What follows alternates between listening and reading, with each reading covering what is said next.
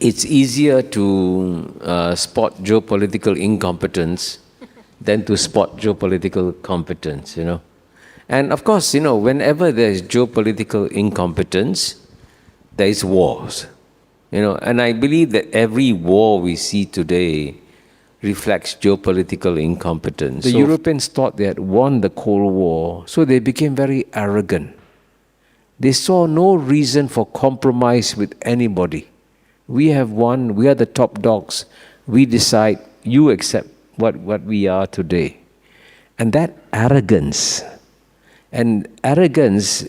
clearly leads to geopolitical incompetence. Whereas humility, by the way, is a very good quality to have in geopolitics. What you just saw was a clip from a speech in October 2025 by Kishore Mahbubani, a renowned Singaporean thinker. In this speech, he takes us on a tour of the world, systematically examining the state of regional organizations today, and poses a thought-provoking observation. From South Asia to the Middle East, from Africa to Europe, why are conflict and deadlock so common? In the content that follows, we will hear Mr. Mahbubani's profound analysis of this global dilemma.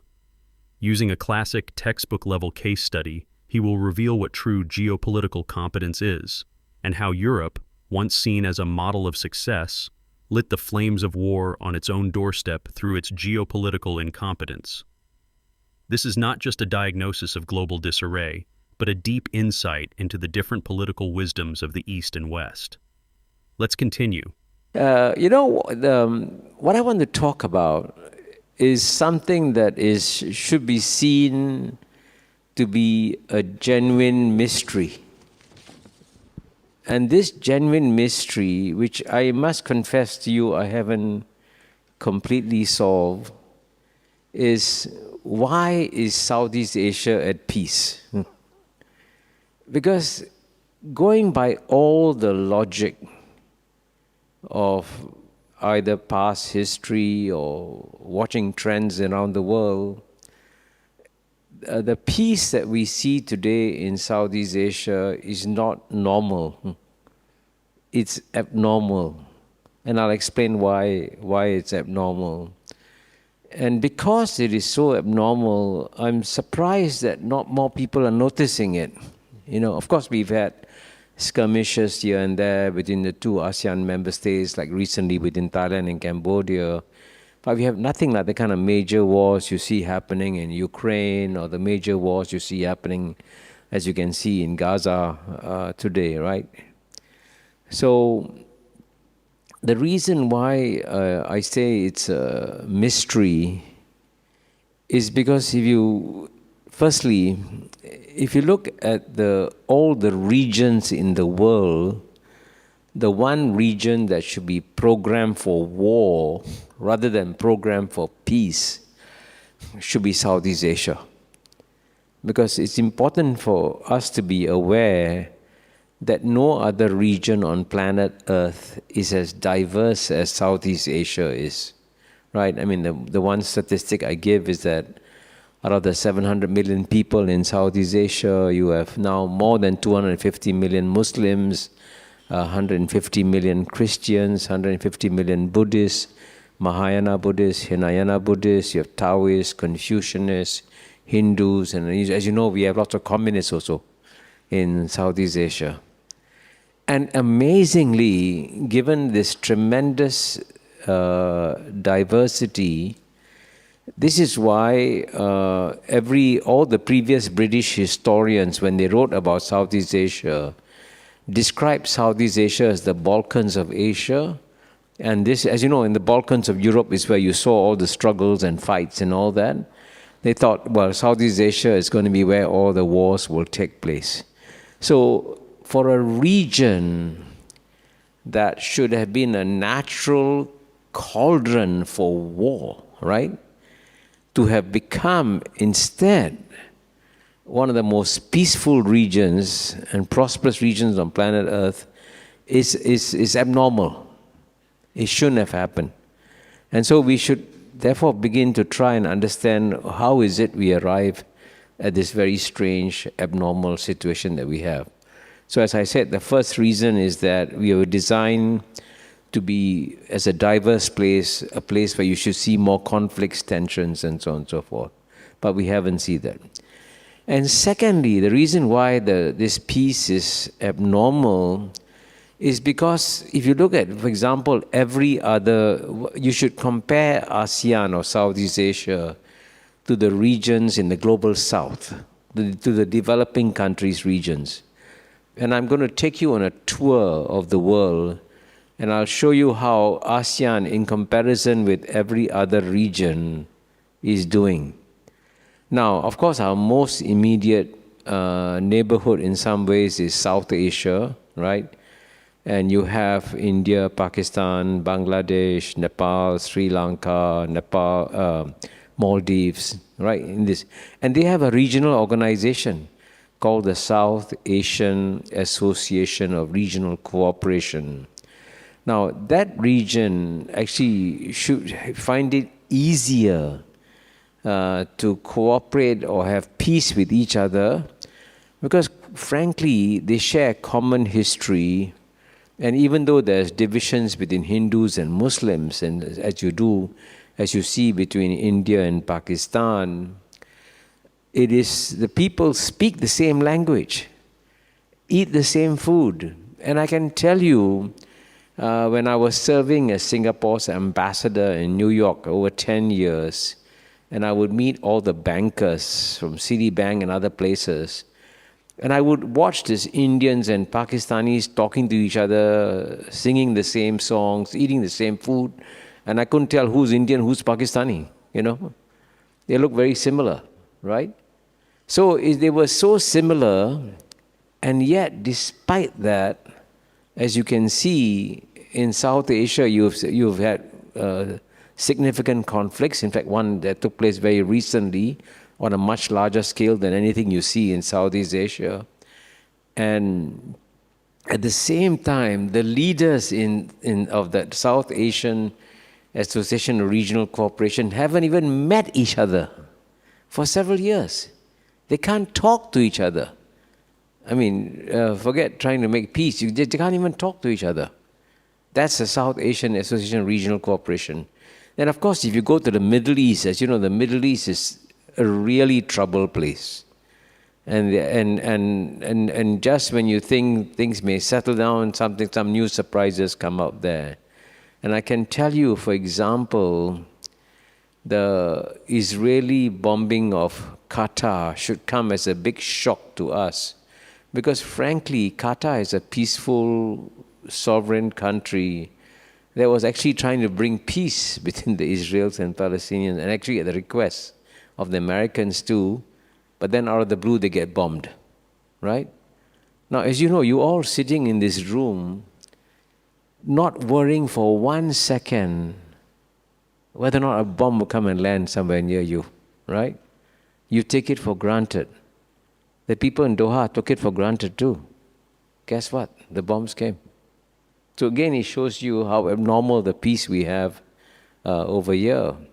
And of course, if you go to the continent of Africa, as you know, there are a tremendous number of conflicts here and there of different scales, and some are incredibly brutal. Thousands have lost their lives, like in Sudan, for example. Tremendously painful wars have taken place in Africa.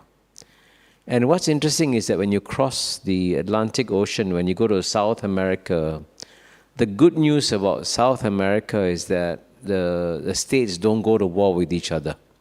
There's been no major war between Brazil and Argentina, or Brazil and its neighbors, and so on and so forth. So by and large, South America is at peace. But even though most of them share the same language, most of them speak Spanish except for Brazil that speaks Portuguese, and despite the fact they come from a common European traditions and they should have learned from the example of Europe, even there regional cooperation is difficult, and the leaders of Brazil and Argentina haven't met for some years again. Again, they don't talk to each other. See? They're very similar, but they don't talk to each other. And in Southeast Asia, we have no difficulty talking to each other. So if you compare Southeast Asia region by region by region, it's amazing that we are by far the most peaceful and prosperous corner of the global south, right?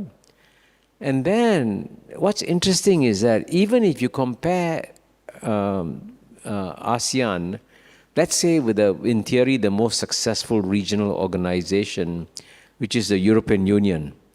Now, it's true that within the European Union, there have been no wars fought among any two EU member states. And that's a great achievement on the part of the European Union. And I consider this the greatest civilizational achievement of any regional organization, because in the European Union, you don't just have zero wars with each other, you have zero prospect of war. Now, we in ASEAN, we have not achieved zero prospect of war yet, as you can see within Thailand and Cambodia, the skirmishes there. But what's interesting is that even though in theory the European Union is ahead of ASEAN, actually the story is more complicated. Because even though the Europeans have not fought wars with each other directly, they have fought proxy wars. And I can tell you that one reason why Yugoslavia fell apart in the 1990s was because different European countries supported different parts of Yugoslavia. And so that war was in one way a result of European Machiavellian manipulations that also happened, right?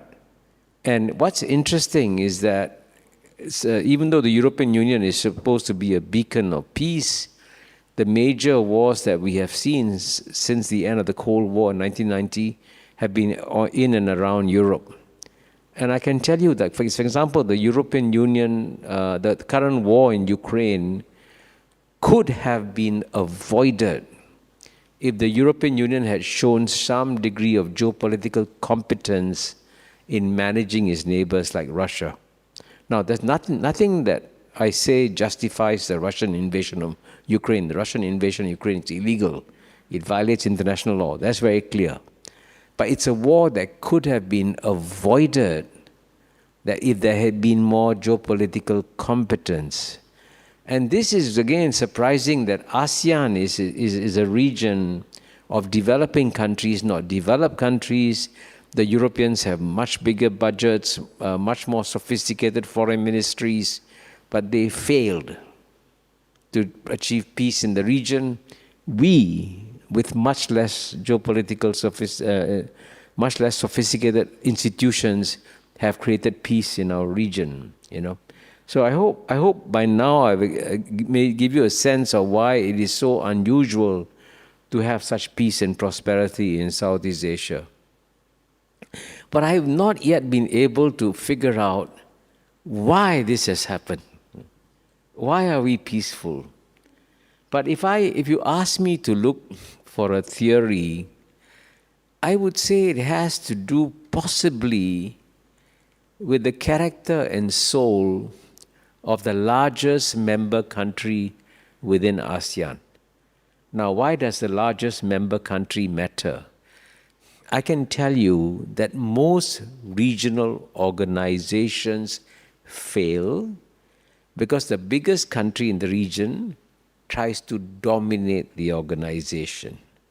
And for example, if you talk to in South Asia, sometimes the neighbors of India complain, well, India is too big, is trying to control the organization.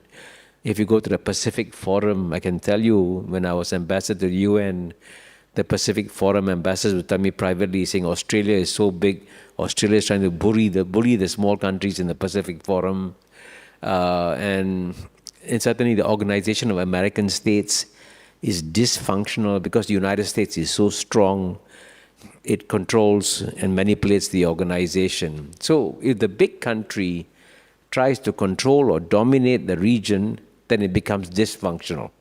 So what's interesting is that Indonesia has decided not to do that, which is unusual. And the question is, why not? You know? And here I must say, and I reflect on the fact that I first attended ASEAN meetings in 1971. That's about 55 54 years ago. And I can tell you, when I attended the ASEAN meetings at that time, there was a tremendous amount of distrust among all the ASEAN countries. It's quite natural because, Malaysia and Singapore had just separated. Indonesia just had confrontation against Malaysia. Philippines was claiming a state of Malaysia. And then, Thailand had some problems with Malaysia over separatists in southern Thailand. So you had all kinds of problems within the region. And there was a lot of suspicion. So how do we overcome that suspicion and rivalry? And when I look back at it, I realized that actually the Indonesian diplomats, in a very sort of understated fashion, tried to get everyone to compromise, And the Indonesians developed this concept of what you call musyawarah and mufakat, which means consultation and consensus, right? And so that somehow rather, I don't know how, got planted into the DNA of ASEAN from a very early time. And because of that DNA of consultation and consensus, where everybody compromises, then you end up with a result whereby ASEAN has become so peaceful. And what's interesting, by the way, the other miracle of ASEAN that many people don't seem to realize, in many other regions, when two countries have been at war with each other, and when the war ends, the bitterness continues. And they don't talk to each other. They don't come together. See, by contrast, in ASEAN, I used to fight the Vietnamese ambassador for a long time in the UN in the 1980s. But when the Cold War ended, ASEAN admitted Vietnam into ASEAN. And that's amazing, a former adversary. And what's even more remarkable is that in October next month, Timor-Leste will be admitted to ASEAN. Now, why is the admission significant? Timor-Leste, as you know, used to be part of Indonesia and then became independent. It's in some ways similar to a region called Kosovo that used to be part of Serbia and then it's separated, right? And today, relations between Kosovo and Serbia are really bad. They don't talk to each other. And there's no way they can have normal relations with each other, right? That's a normal situation. And guess what? Even though Timor-Leste's separation from Indonesia was a painful thing for Indonesia, Indonesia is sponsoring Timor-Leste to join ASEAN. Now, I can tell you this, you don't even notice it, right? But this is inconceivable in any other region, right? And in some ways it's similar to India and Pakistan, separating from each other. And today India and Pakistan can barely talk to each other. Serbia and Kosovo can't talk to each other, right? Yeah, but here adversaries are supporting each other. I hope you realize by now that this is really an unusual state of affairs.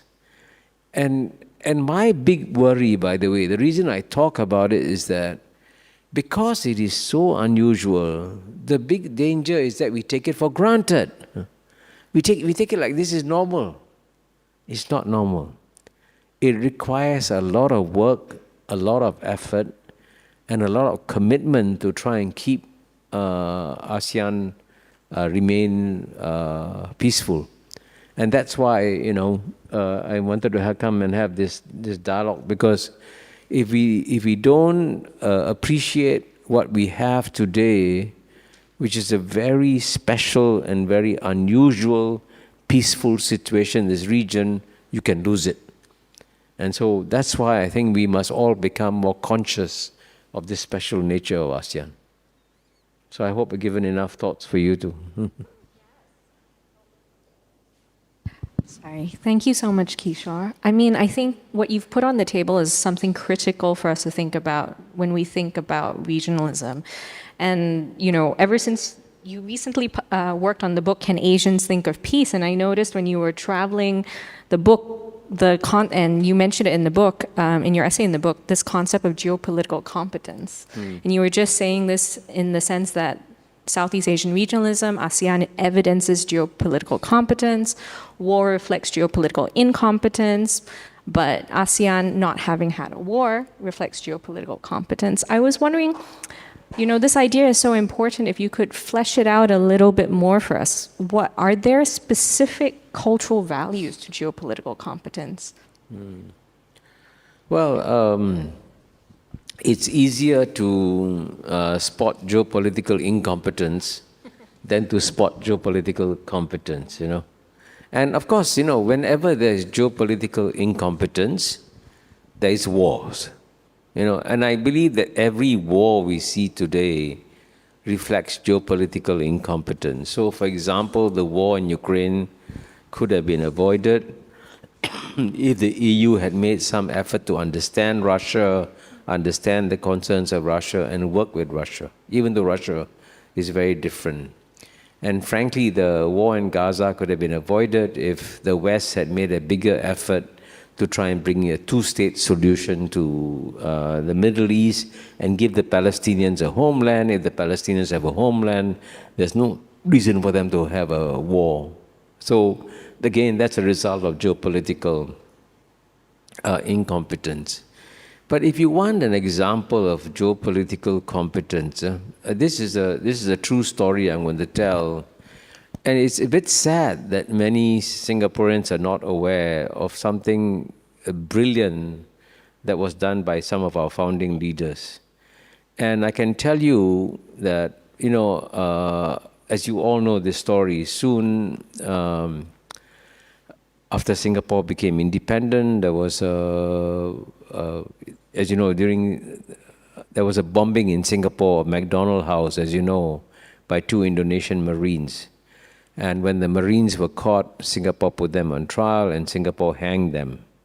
Now, this made the leader of Indonesia incredibly angry, President Suharto, because he was also a general and he didn't want to see his soldiers being hanged in Singapore. And when Singapore refused to listen to Indonesia, we hanged the Marines, the Singapore embassy was burnt, and things could have spiraled downwards between Indonesia and Singapore, right? The natural situation after that happens when a small country like Singapore snubs the leader of a big country like Indonesia, the relations went down. So what happened? How did things turn around? And here it's a combination of factors. Number one, we actually had a brilliant Singapore ambassador in Indonesia. His name was Lee Kun Choi. He's a former Minister of State. And he understood that you have to find a way of assuaging the concerns of the Indonesians. So he recommended to Prime Minister Lee Kuan Yew that Prime Minister Lee Kuan Yew should go to the graves of the 2 Indonesian Marines and sprinkle some flowers, right? Now, in some ways, that could have been seen as a humiliating gesture on the part of Mr. Lee Kuan Yew. But he heeded the advice of Ambassador Lee Kun Choi, went there, sprinkled the flowers. And just a simple act of sprinkling the flowers, in a sense, closed the chapter on a bitter thing. But the story doesn't end there. What's remarkable is that, and I was present at some of these meetings, President Suharto is not a traditional Western-educated person. In fact, President Suharto was a very traditional Javanese mind. And his mind was full of Javanese mysticism. And he didn't understand the legalistic Anglo-Saxon world. Now, Lee Kuan Yew's mind was completely Anglo-Saxon legal mind, right? Everything clear, straightforward, these are the rules, these are the lines. So there should have been no meeting of minds between Lee Kuan Yew and Suharto at all. But amazingly, Mr. Lee Kuan Yew decided that he had to understand the mind of President Suharto. So not only, so he began to immerse himself in Bahasa Indonesia, and I was told he would spend hours listening to speeches of President Suharto in Bahasa to try and understand how he used his language and his mind and all that. And then so when he spoke to President Suharto, he could use the language and concepts that President Suharto had used in his speeches already. Now, believe me, this takes hours and hours and hours of work. But Mr. Lee Kuan Yew was determined to do it. And I can tell you, it was this very unusual friendship that developed within two minds of two completely different cultural universes that enable ASEAN to come together, because by far the two strongest leaders at that time on Southeast Asia were President Suharto of Indonesia and Mr. Lee Kuan Yew of Singapore. So when the two leaders came together, it provided the bridge for ASEAN. Again, this is a story that almost nobody knows, you know. But this is, and can you imagine if the European leaders had done the same thing, had immersed themselves in Russian, listened to hours and hours of the speeches of Putin to understand the mindset of the man and why he thinks Ukraine is so important to the future of Russia. And you know, many people rubbish Putin's views. You can't. His views do matter. But the fact that the Europeans have made no effort whatsoever is actually quite shocking. But it reflected, by the way, and this is where the larger historical context matters a lot. It reflects at that time, at the end of the Cold War, the Europeans thought they had won the Cold War, so they became very arrogant. They saw no reason for compromise with anybody. We have won, we are the top dogs. We decide, you accept what we are today. And that arrogance clearly leads to geopolitical incompetence. Whereas humility, by the way, is a very good quality to have in geopolitics. And that's what this region had. So that's the contrast between what's so special about Southeast Asia and other regions. What we have just heard was a geopolitical masterclass on how peace is made. Mr. Mahbubani used no ornate language. Instead, with solid regional comparisons and vivid historical stories, he revealed the secret behind the miracle of Southeast Asia. He laid out several key points for us. First, the peace in Southeast Asia is a counterintuitive miracle. A region that should have been rife with conflict due to its extreme diversity has instead achieved lasting peace, subverting all Western geopolitical theories. Second, the region's success stems from its unique Eastern wisdom. Whether it's the humility of Indonesia, the largest member, choosing not to dominate, or the magnanimity to turn former adversaries like Vietnam and Timor-Leste into partners, it reflects a mindset completely different from the West's zero-sum game. Third, true geopolitical competence is found in humility, not arrogance.